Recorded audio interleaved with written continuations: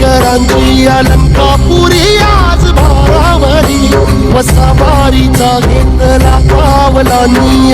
वाळवंची तुझी सावली गळा भेट घेण्या भीमेची निघाली तुझ्या राम घोषात इंद्रायणी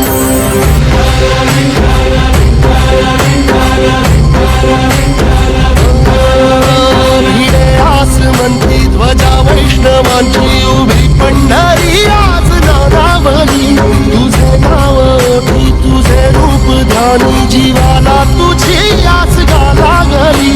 जरी बाप सारा